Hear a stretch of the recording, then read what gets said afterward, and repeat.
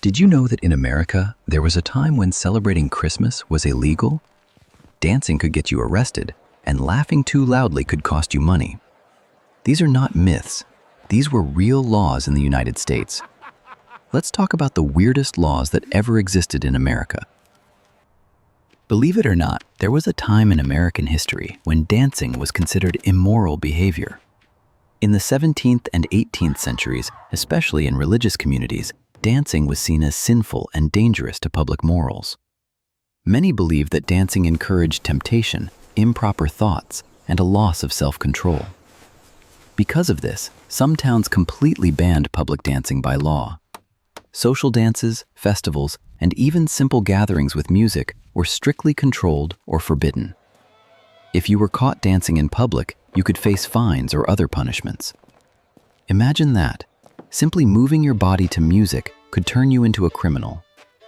Today, dancing is a normal form of entertainment and self-expression, but in early America, it was seen as a serious moral threat. And this isn't a myth. These bans were real laws enforced in real towns. It may sound unbelievable today, but public kissing was once illegal in several American cities. In the late 19th and early 20th centuries, authorities viewed public displays of affection as inappropriate and dangerous to public morals.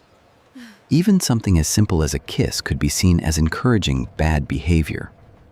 Lawmakers believed that public kissing set a bad example, especially for young people. As a result, strict laws were introduced to control behavior in public spaces. Couples could be warned, fined, or even arrested for kissing in the street, in parks, or on public transportation. Imagine being stopped by the police for sharing a quick kiss with someone you love. Today it sounds ridiculous, but back then it was considered a serious offense. One kiss was all it took to break the law, and this was not a joke, but real legislation enforced in American cities. In early American history, what you wore could actually break the law. Some colonies passed strict rules that controlled how people were allowed to dress. These laws were meant to separate social classes and maintain order. Clothing was seen as a symbol of status, and not everyone was allowed to look wealthy. Fancy clothes, expensive fabrics, and decorative accessories were often banned for poor or working-class citizens. If someone dressed above their social status, they could be fined or punished. The idea was simple. Your appearance had to match your place in society. Imagine being told by the government what fabrics, colors, or styles you were allowed to wear. Fashion wasn't about personal expression, it was regulated by law. Today we wear whatever we like, but in early America, your outfit could turn you into a lawbreaker. It's hard to believe, but there was a time in American history when Christmas was actually illegal. In the 1600s, especially in parts of New England, celebrating Christmas was banned by law. The reason? The Puritans believed that Christmas celebrations were sinful and distracted people from God.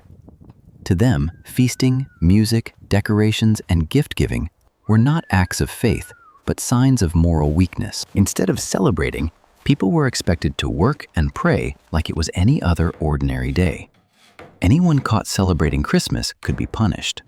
Yes, you could receive a real fine just for observing the holiday, singing Christmas songs, or taking the day off. Joy and celebration were seen as dangerous behavior.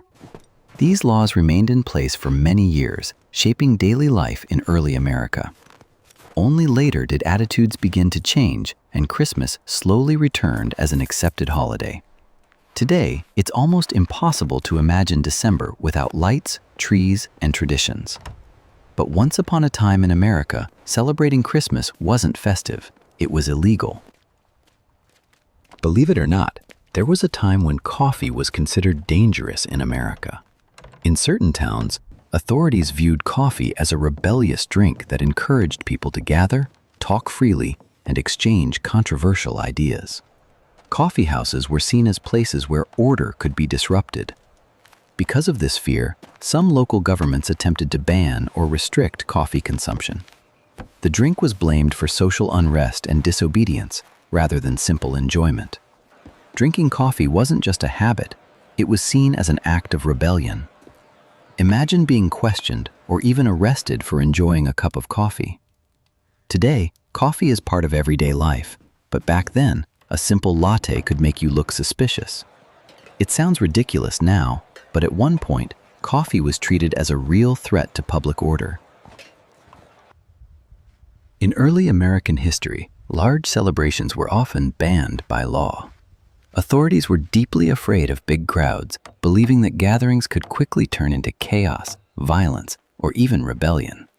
A celebration wasn't just a party, it was seen as a potential threat to public order. Festivals, public events, and mass celebrations were tightly controlled or completely forbidden.